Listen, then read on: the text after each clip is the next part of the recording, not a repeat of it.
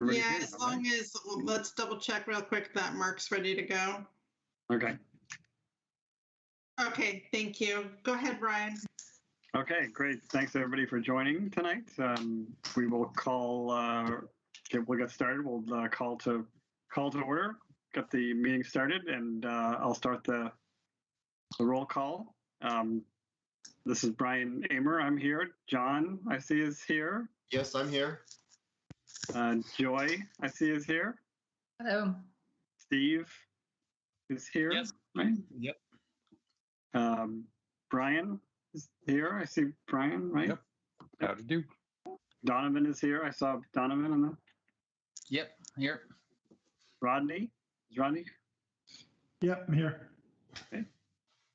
Manny is here. I see Manny. Yep, here. And David. Yes, David's here as well. Here. Great. Okay.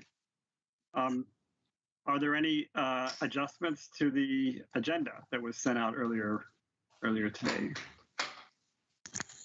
Any adjustments? No adjustments that I'm aware of.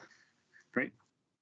The next is the approval of minutes. I looked over the minutes from last time. I didn't see anything that was incorrect. Did anybody see any? John, did you see any corrections, or anybody else see any corrections on? Yes, I did. Okay. So under meeting notes, item 5 under citizen comments, the second sentence that says Clifford responded that those comments provided goo clarification. It's just a typo, that's all. So it should be good clarification. Okay. Any other corrections? Okay. So then, with I'll if it's okay, I'll move to accept the minutes from the last meeting with the correction that John stated. Do we have anybody who's second? I'll second that. Okay. All in favor? Say aye. Aye. Aye. Aye. Anybody opposed? Okay, great. So the last meeting minutes are approved. We have 3 citizen comments, which I have. Just let me pull up real quick. Okay. Yes, thank you. Yeah, the first one is from Thomas Moorfield. Hello, my name is Thomas Moorfield, and this is my citizen comment for Sherwood, Oregon. I am here to ask for a suggestion on the trail. I live in the Glen Eagle condominium, which the trail goes behind the entirety of the backside of the complex. I was wondering if it would be possible to ask for a plot of the trail to be put aside as a dirt plot for RC bicycle, similar to Meldrum Park Bar Park Course, or a small kids play area. Something like this would benefit the city of Sherwood and the community of its people. Thank you for your time.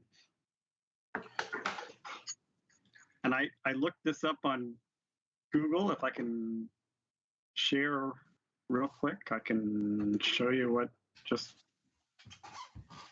if anybody can see right now, I'll just share just for a sec. This is that park that was mentioned.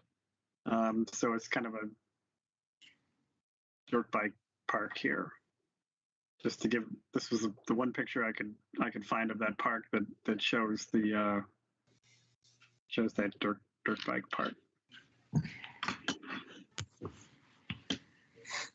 So there's 2 different parts to that. There's a place to ride your dirt bike, which is separate, and then that portion there is for RC cars, little model cars, electric, battery powered remote control cars. And I've probably been there a dozen times, and there are always people, even in the pouring down rain, there are people running their cars there. It's now fenced. It didn't used to be fenced. It has a fence, and then it has not just a wood fence around it, but it has, I think, to control access to people that are supposed to be there, not just people wandering through or your dog or whatever else. But pretty popular, and I think that people maintain it themselves. I'm not sure. It's change the dirt around, move the dirt, do whatever, but it's very popular. Yeah. I would say to Tom, if you're watching, yeah, thank you for the comment. I would probably think that with the Cedar Creek Trail, it's been there's such a long process as it is that it probably isn't realistic at this time to make a change to the plan. But because obviously but there would have to be, I assume there would have to be a lot of changes to make something like that possible. But we appreciate the comment. Anybody else have anything to say to that? I guess most of that area behind there is classified as wetland also, isn't it? In that lower part, which would make it very difficult to do anything. The trail, I know Kristen's been working on this for years. Yeah. But it's a neat concept and something that might fit someplace else in Sherwood. Yeah, another location. Yeah. Okay, great. The next comment is from Dave Sweeney. He says, my name is Dave Sweeney. I'm a 20-year Sherwood resident in the Arbor Lane subdivision, where my neighbor is Neil Shannon. Would you please give this letter to the Parks Board? It says, Dear Parks Board members, I'm writing you with a citizen comment concerning the Brookman Road addition and Cedar Creek Garden development. A 20-year Sherwood resident in the Arbor Lane subdivision. My neighbors and I are very concerned with the potential loss of some 70 to 80 giant Douglas fir and cedar trees in a very narrow strip of land that directly connects to the south side of the Arbor Lane subdivision, immediately behind the homes on Shady Grove Drive. The developer wants to build 3 houses on that ground, but to do so, because the strip is so narrow, would be necessary to destroying all of the giant trees, most of which are well over 100 feet tall, and most of which are over 100 years old. Many of those trees are over 160 years old, which means they predate the Civil War. I realize that the Parks Board does not have jurisdiction over the land in question, but I would still like to put this on the radar as a potential natural park area. The neighbors and I are trying to find ways to save that strip of land from the development and preserve it as a natural area that could be enjoyed by all of us. With those fabulous giant old growth trees, it's simply a wonderful, serene, and beautiful area well worth preserving. Indeed, it is part of Sherwood's natural legacy, as there is at least one of those trees that is approximately 178 years old, predating the establishment of the Oregon Trail. It would be a tragedy to all that beauty and history destroyed for the sake of just 3 houses. The narrow strip also adjoins the still unannexed part of the Brookman Road addition. See the two attached graphics. It is my understanding that the Brookman Road development is mandated to include a certain number of parks. So far, I am not aware of any area that has been designated for parks within the Brookman Cedar Creek Garden area. It occurs to a number of us that the unannexed land would make a wonderful park area, both as a natural park area as well as developed park areas. With so little green space still available in Sherwood, is my profound hope that we can preserve and protect as much of that beauty and historic ground as we possibly can. We owe it to ourselves, our children, and generations to come. Thank you very much for listening and for your thoughtful consideration. Yours sincerely, Dave Sweeney, Southwest Red Fern Drive. Yeah, thank Dave for sending that in. I assume that is that strip of land that's kind of like the L at the top of the screen in red there. I assume that's what he's talking about. Yes, I believe so. Because there's the part of that.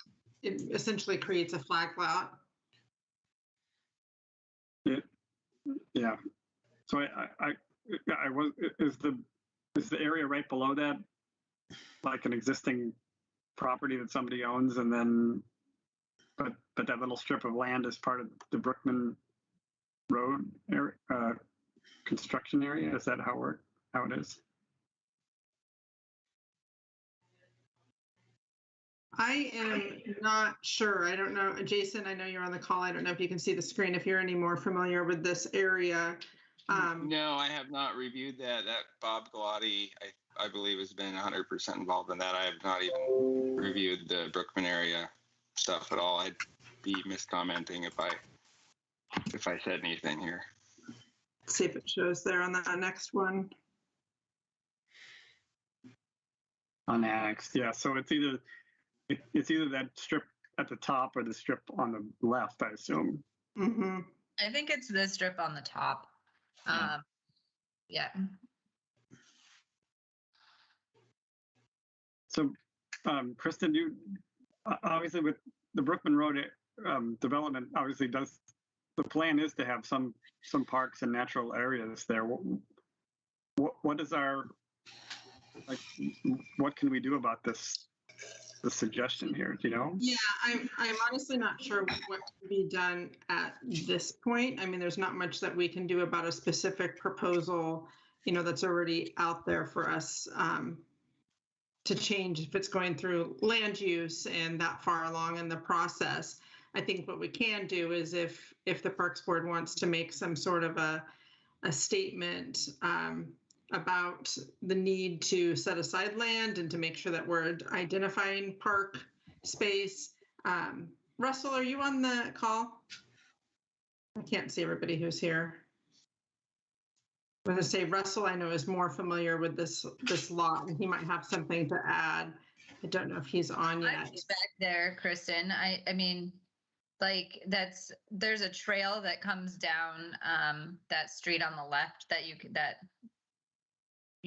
as currently developed. There's a trail that comes down there and then curves up, and then that road there just kind of dead ends right there. So it would be a really awkward space to put houses in anyways. Like, I don't honestly know how they'd situate them in a way that made some logical sense, but there are huge trees back there. There's like dirt trails that people have kind of done on their own, and it's a fun place to go explore. Got really big trees. I don't know they were that old, but yeah, I think it's a good suggestion. Mm-hmm. Yeah, I agree. I think it's a good suggestion too. I don't know if we can make a suggestion to the city council to. And I believe that's on the comments, and Kelsey, chime in if you want, but I believe that council will be hearing these same citizen comments. I believe that they're sharing them with both. And so they should be receiving the same information tomorrow night. Of course, this is just as it relates to the Parks Master Plan, and something that a few people wanted us to make sure that we're aware of, and it's great to be brought to our attention. Yeah. I'm just not sure what all we can do. Somebody's raising their hand here. John's raising his hand. So that was me, John Clifford. Yes. So I would just, this also, I was just wondering how this relates to the previous letter, citizen comment that we received a couple months ago, indicating a large area of green evergreens. There was a letter, and I was just wondering if is this in the same area as that previous citizen comment? Do you know? I can't remember who it was. I don't have the letter in front of me, but John, I believe it was from Neil Shannon, and he does have a citizen comment after this one tonight also. Yes. Oh, okay. I would hope this also was forwarded to the Planning Commission, because they would probably have more jurisdiction than we would.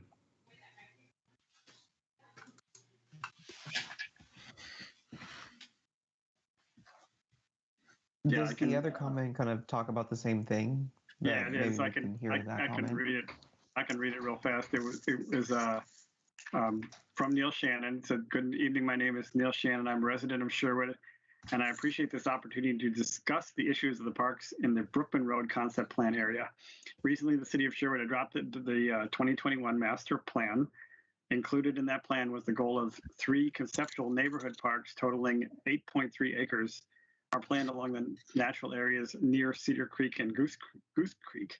It was also noted that the locations were purposely chosen to ensure all residents would be within a 3-block walk of their local neighborhood park. It was also suggested that at least one of these parks should be incorporating trails into the natural areas with trailheads and wayfinding.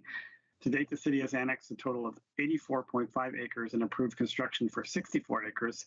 However, no provisions for city parks has been considered. It's important to note that all the annexed property is located at the western end of the concept plan, and that surrounds the Cedar Creek and Goose Creek wetlands. Development along the west side of Cedar Creek has already been approved and is under consideration, and most of the east side of Cedar Creek, annexed into the city in 2017, is in the process of subdivision. The area currently under threat is a 50-foot corridor extending from Red Fern Drive to Brookman Road. The development proposes 42 new lots, and the developer is willing to clear, cut, and bulldoze this stand of trees for the sake of 3 lots, squeezed into an area that is questionable in the first place. This corridor, containing more than 50 majestic ancient fir and cedar trees, would make a wonderful addition to Sherwood's parks and trail system. While I understand the Parks Board does not have decision-making authority over the proposed subdivision, you can share your concerns with the Planning Commission and staff and suggest that this area, as stated in the Code of Ordinances, Division 3, 16.142.070.d.4.e, tree retention, otherwise merit retention because of unusual size of the tree stand, historic association of the species type, habitat or wildlife preservation considerations, or some combination thereof, as determined by the city. Failure to act soon will be a lost opportunity for the city to preserve some of the last of Sherwood's old-growth forest, some of the trees almost 200 years old and predating the Oregon Trail, the Civil War, or even Sherwood, or even statehood, sorry. And that's Neil Shannon. Yeah, thank you, Neil, if you're watching. Yeah, we do appreciate this. This is, I agree, this is something we should raise with the city council and put our concerns that if there's a way to save these trees, we should look into doing that. And Brian, I did just confirm both of those comments are also being forwarded to City Council for tomorrow night. Okay. Yeah, so is there anything else that we as the Parks Board can do here, or we just kind of signal to the City Council that, assuming that people agree with this, that this makes sense to us and we should take another look at developing or not developing this strip of land? Mm-hmm. Yeah, I think that at this point, that's what makes the most sense is just, to ask council or Parks Board, or excuse me, Planning Commission to make sure that they're taking this into consideration and that whenever possible, Yeah. The Parks Board supports minimizing, taking out chunks of trees and keeping into consideration what we're going to do. I don't know that they can prohibit a developer from coming in, but I think that it's completely appropriate for the board to make a statement if that's what you want to do. As you know, it's going to go to council tomorrow night as well. So they will be hearing the same letters. So yeah, it's really up to all of you. Yeah, John, do you have your hand up again, or is it still from before? No, I'm good. No, it's down. It should be down. Okay. Yeah, thank you. Yeah, so Kristen, I'm not sure should this have to be a vote here, or so I don't think we don't need any official action. I think what we can do is either you can send an email or I can touch base with Russell tomorrow. He just texted that he had something come up at the last minute and isn't able to make it, but I can make sure that as the council liaison, he's clear what the Parks Board stance is on it, and that you received these comments and that all of you are concerned as well and want to make sure that if there is anything that can be done, that's what you would like to have be done. But since he'll be there, those comments are read, and then also have his opportunity and council comments, he could share that you guys discussed this and you shared the same concerns. So there's no, I think that would be appropriate and enough for right now if all of you are comfortable with that. Okay. Yeah, I am. Are there any objections to that? No, I'd like to move forward with that too. Okay. I'm in total agreement. Have some I'm on board. Additional comment if anybody's interested. I think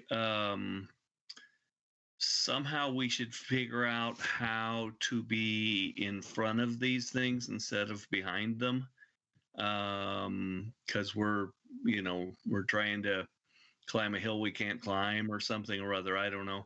And this is it's a big area, multiple developers, which will make it more complicated because everybody wants the other person to build it because it's it's on their dime, or it's their dime they didn't get to make. So somehow between whatever's planned and whatever is being proposed by developers, I don't, again, we don't have we're not any kind of regulatory thing or any way, but I think if we're going to advocate for parks, we need to be in front of things, not behind them. And we're behind this. So, and I don't know what else. And Neil brought this to our attention, the other part of this months ago.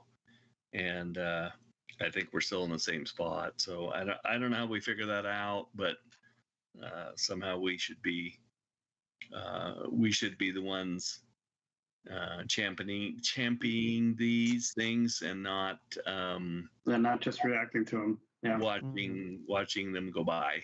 Yeah. Yeah, I agree. Thanks, Steve. Yeah. I know in the master plan that we had, there was that picture with the 3 parks kind of laid out. So where does this request kind of fall within that map? So we'd have to lay one map on top of each. I'm not sure how to describe it or know. And those are kind of blobs that can move around a little bit. I know David had his hand up as well. Sorry. No, that's all right. Historic, that I believe that master plan stuff was some things we worked on a number of years ago, and we were trying to eke out as many acres as we could. And we had a public meeting and got a bunch of contractors in there. I don't remember how many, Kristen, you may, but it was quite controversial, but we held our ground. And hopefully in that master plan for everything that Planning Commission got, that it did reserve a number of acres for parks. It sounds like we got 8-ish acres. Is that right? Based on. I don't recall exactly, to be honest. Okay, I thought that's what was referred to in one of those documents. And then another little historical thing, some of you may know of Mosier Woods that was off along Murdoch. We started looking into that, and they clear cut that thing before we could even do anything. And it was a great example of oak savanna, one of the last ones left in the area. And so I absolutely agree with everyone that we should be out in front of this. And it sounds like we have done some work, but it's an uphill battle to fight. I mean, literally you're fighting with the contractors because each plot that they don't get is probably $500,000 in their pocket or not. So I think we should fight the fight, but it will be a fight. Mm-hmm.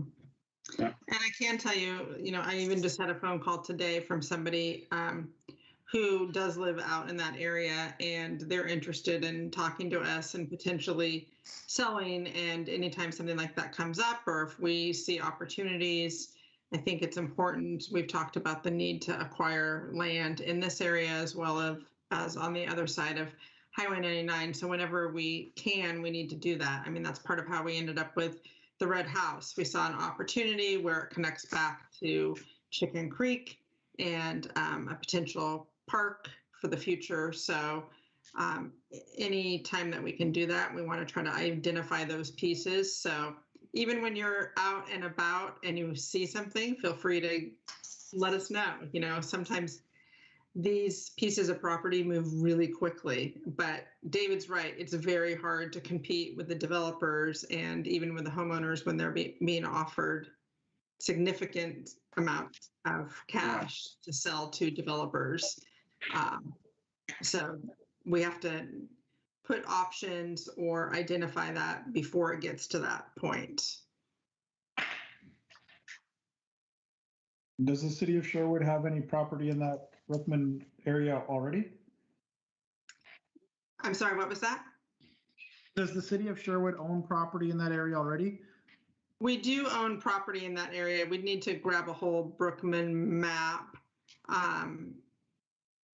And I think that even in our parks master plan on one of the pages, it probably shows some of that, but there's smaller areas, not for a big regional park or anything.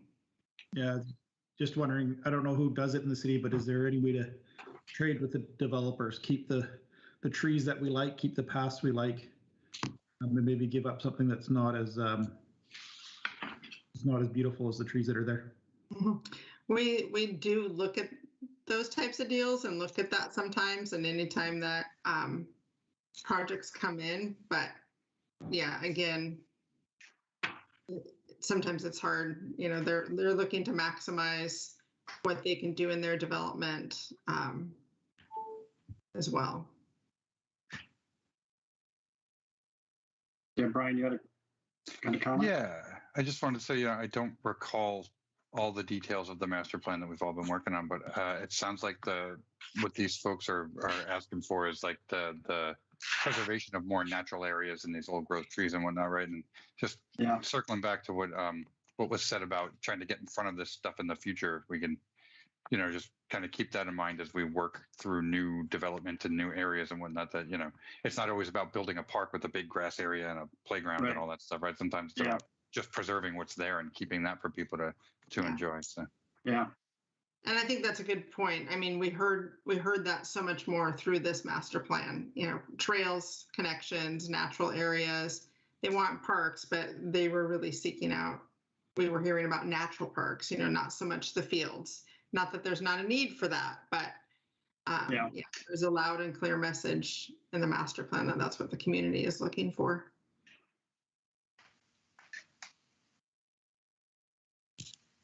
Okay, so are there any other comments? And so if not, again, thank you very much to the folks that submitted comments. If you're watching this live or on tape, we really do appreciate the comments, and we hope we'll be able to pass along to City Council that we share your concern to try to save as many of those trees as we can. Okay, so the next agenda item is the Cedar Creek Trail that we're all very familiar with after our last meeting, which was really, really great. I really enjoyed seeing the progress. So is Jason is online? Yeah. Hey, Jason. I'm here. Hi, everybody. Thanks for having me. I'm in my garage trying to avoid my kids. It's bedtime, so I'm going to turn my camera off, but I am here. I'll leave my mic on. Just giving you a quick verbal update here. I'll be back next month for a more detailed update in the schedule. They're kind of at a critical junction here over the next 2 weeks. First, I wanted to also give thanks to those providing the citizen comments. I had talked to Thomas at the Glen Eagle condos on the phone, and he'd mentioned interest in an RC park, and there may or may not be some available space outside of that area. And I had mentioned he could, submit comments to the Parks Board, so that was good to see.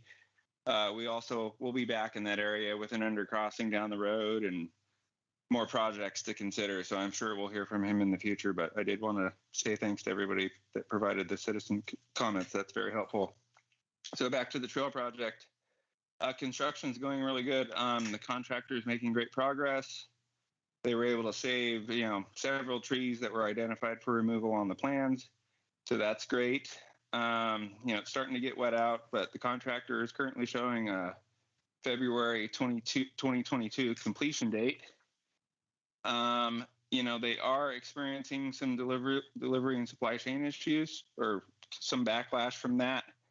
They have some concerns about being able to get concrete delivered down to the in-stream work location that we visited at the last meeting. So that's something that we're keeping a really close eye on. Even if they're able to get the concrete down in there prior to the October 15th deadline, it still needs 7 to 10 days to cure up before they can finish that in-stream work. So that could have definite impact on the final completion date. So that's what I'll update you on at the next Parks Board meeting. The current in-stream deadline is, we got a 2-week extension to October 15th. And we're currently putting in another extension request that could get us 2 more weeks to November 1st, but I'm pretty sure we'll get denied on that. So let's just pray concrete arrives by the end of this week. That's kind of my update for the Cedar Creek Trail project. It's great to see that going. I did want to follow up on, I solicited some feedback from the Glen Eagle residents. regarding feeder trails. And the general consensus, I talked to 4 property owners and 2 people from the condos, was not to use the existing utility access easements on Glen Eagle Drive. They seem to not really be interested in having people park in their neighborhoods and walking through those. I know that there are some ADA, they are pretty steep, so I think that's something to consider. I don't, I think there should be some public involvement on that, but really during our walkthrough, it looked like the senior center is going to be a pretty ideal location for a feeder trail. And then the trail so close to the highway, of maybe another one just right down there by that pool area by the condo. So that kind of dovetailed into other questions about lighting and things like that. And will there be fire extinguishers on the trail, stuff like that. And one of the residents on Glen Eagle Drive recommended maybe a trail subcommittee at some point in time. I don't know if that's something, I know other cities have done that and put those under the Parks and Recreation Board, but that's just one idea they had. I mean, they could probably submit public comment on that, but just over time, it's something we may want to consider formulating and kind of helping advocate for trails when there's like a TSP update or things like that. And it just helps staff kind of not put their neck on the line for all the little questions, and it helps kind of resolve some of the uncertainties. I know the Parks Board 5 years ago decided not to put lighting in the trail corridor, but that's something, that you could look at with a subcommittee there. That's it for my update this month. And if you have any immediate questions about the project that can't wait, you can always visit the city's webpage, www.sherwoodorgan.gov/Cedar Creek Trail, all one word. And let me know if you have any questions. Hey, thanks, Jason. Are there any questions from anybody on the board? All right, great. Thanks, Jason. We look forward to the Thanks, everyone. Update next month. Talk to you in 4 weeks. Hopefully with great news. Thank you. We'll keep our fingers crossed. Okay, the next one is the parks maintenance update from Harry. Thanks for joining, Harry. Yes, good evening. Thank you. So just to update, we going into the winter season, fall season, so leaves are coming down. We do have the warmer, still the temperatures are up, so grass is still growing. So our crews are still really busy with mowing and keeping the parks up. We did last Friday was the last day for the water features. So those are shut down for this season. And we're going to try as much maintenance as we can for the next season to get those up and running so we don't have as much downtime as we did this year, plus being shut down for as long as they have. So that's the goal for those. Snyder Park, we've been doing a little bit more maintenance. I don't know if anyone's noticed the scoreboards for the baseball and soccer field, the powder coating was flaking off. So we were able to repaint those. There are 2 new scoreboards ordered. So we're waiting on those to refurbish those scoreboards there at Snyder Park. That part. Same thing with the rest of our parks. We're just trying to keep up and with workers, and with this fall season coming, we know that leaves are going to be a big deal for us. There is a part for a dog park update. I guess this is an update for a closure. I know from my part, hopefully I'm not putting words in someone's mouth, but the city or the Parks Department does not have a scheduled time to close the dog park at any time. It's weather dependent.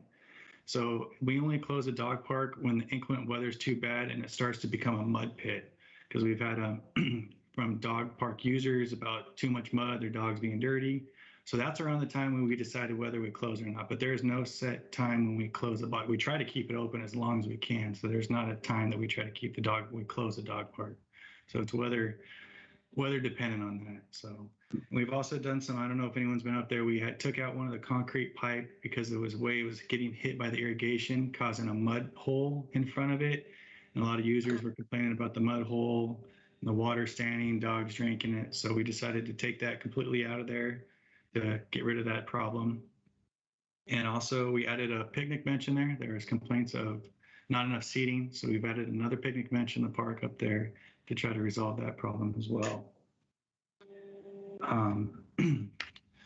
Parks wise, that's pretty much it right now. There, you want me to go into the tree removal request, Kristen?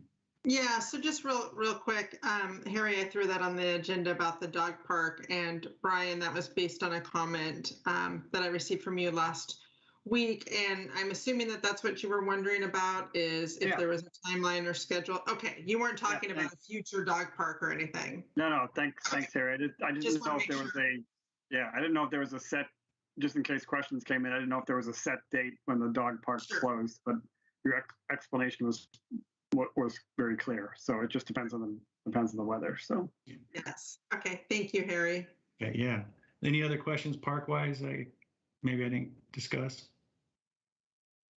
No, I just want to jump in and just say you're doing a good job, you and your team, with like keeping the park up to date. I mean, it definitely shows you guys put effort into it. Thank you very much. I will relay that to the crew. It's good to hear those comments for the crew. Okay, so for the tree removal requests this month, there's a few of them. So open spaces and stormwater quality facilities. The first one I've got here is at the 21306 Southwest Rolich, that the arborist recommends that 4 of the trees due to health of the tree and threat to people and property. So they're recommended to plant with different species in this area. So in the evaluation, Halstead's said that they're poor health and as indicated by a below normal twig growth. So due to those problems, those are recommended to be taken out there. There's no picture with this one, so I'm not in open spaces, so I don't know exactly where these are. So without pictures, it's hard for me to explain them. So the second one I've got here is off 17874 Southwest Frederick. So it looks like this one's a birch. Arborist is recommending to remove the dead and dying tree in this area and replace the tree this fall. So once again, to public and property damage or damage that can happen from this one as well.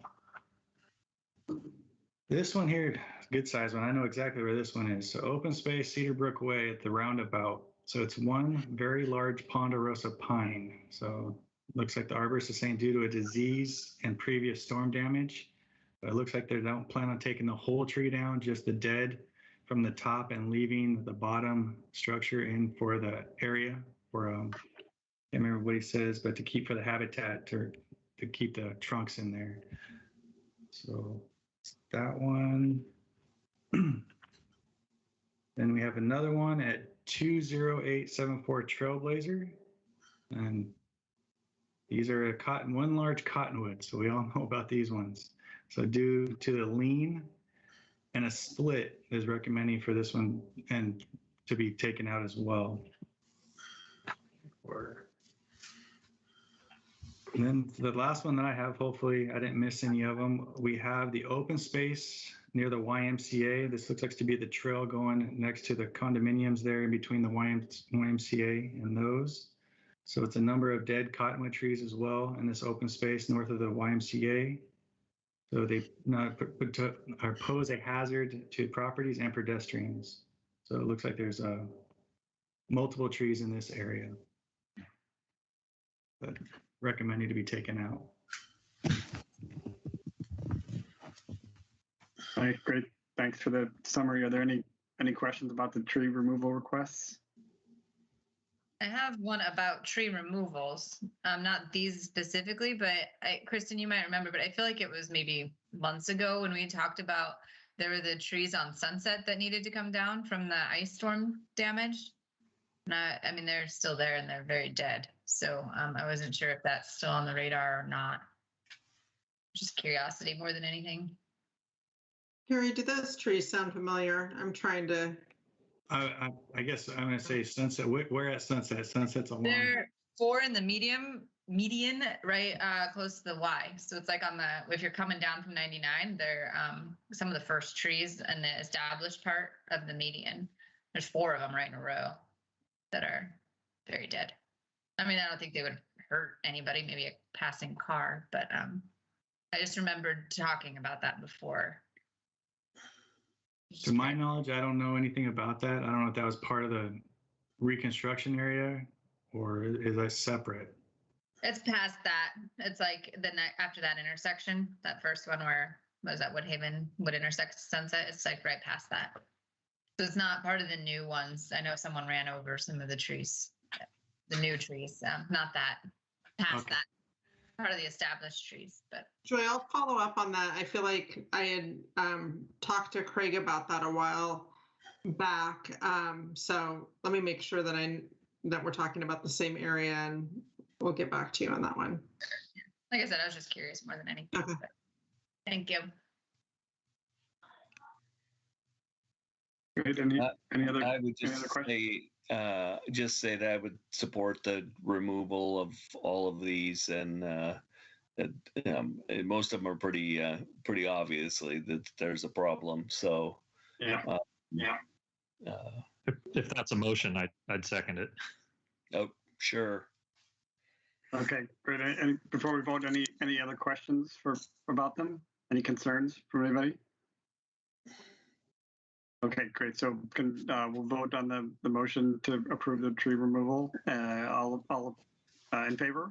Can I, Aye. for Aye. 1 second, who seconded? David. David. Okay, thank David you. did. Yeah. Are there any opposed? Okay, great. I do have a follow-up to something we talked about in the spring, if we got another minute to there. There was discussion in the spring in the citizen comments about the Stella Olson not the boardwalk portion of the park, of the trail, but the portion there that tends to get flooded and wet and whatnot. And there was going to be some kind of follow-up on that. If not the end of this month, certainly next month it will be wet again. And so we probably need to do something in that regard, since we did hear from the people before.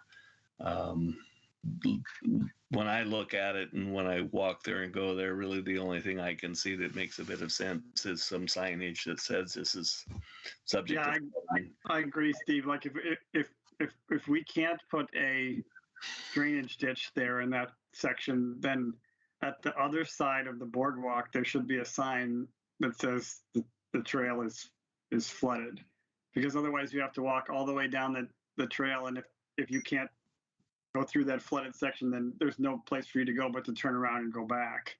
So yeah, I agree that if we can't do something to put a drainage ditch there, then we should have signage at the other end of the boardwalk saying caution, this pathway is flooded.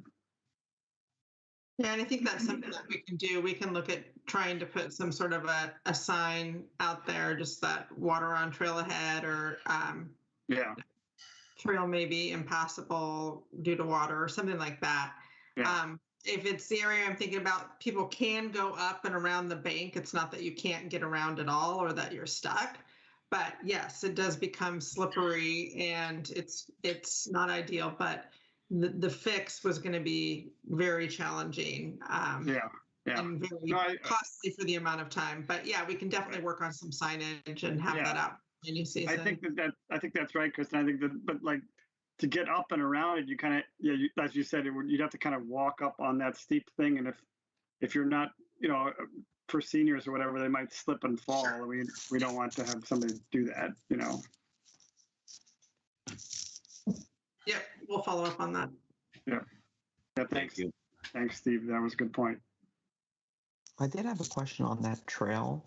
I know there's some pieces that have the cracked sidewalk right before you get to the bridge. Is that part of the Parks and Rec, or is that transportation? I'm just wondering if there's any plans to get that fixed.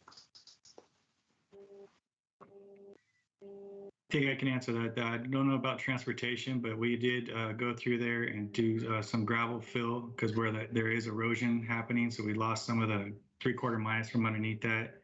But we are looking at shaves, because the cottonwood trees that are along that trail are upheaving the concrete panels in that area as well. So in the Parks Department, we're looking at ways to try to get rid of some of them hazards in there. Cool. Thanks.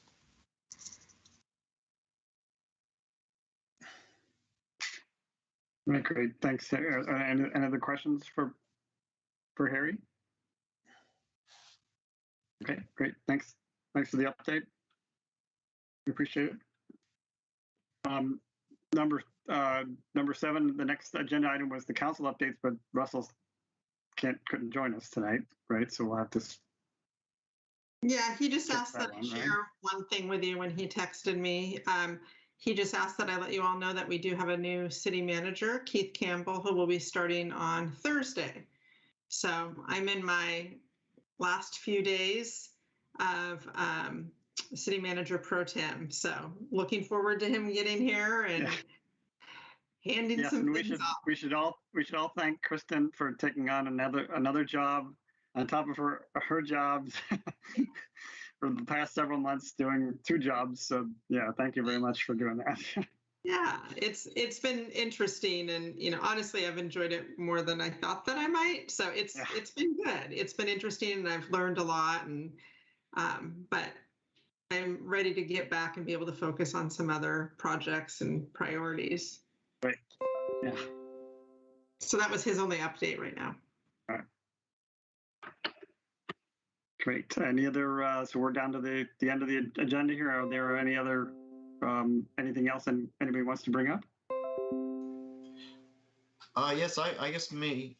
Based on since we didn't have Russell available, one of my questions was, because of the unfortunate circumstances that we didn't have the Robin Hood Festival and cruise in Sherwood, is that affecting any of our budgets or anything that might be planned for upcoming, not necessarily just Parks and Rec, but just the city itself? Is it affecting economics here in our town? I can't speak for the businesses, but as for the city and the city budget, no. I mean, in fact, it's probably for us, honestly, a cost saving with the amount of staff time that goes into trying to support these festivals and events. Robin Hood is still planning on doing a holiday festival in December, so they're focusing their energies on that. But as for the city, it's actually a savings in personnel cost because those are expensive events to support.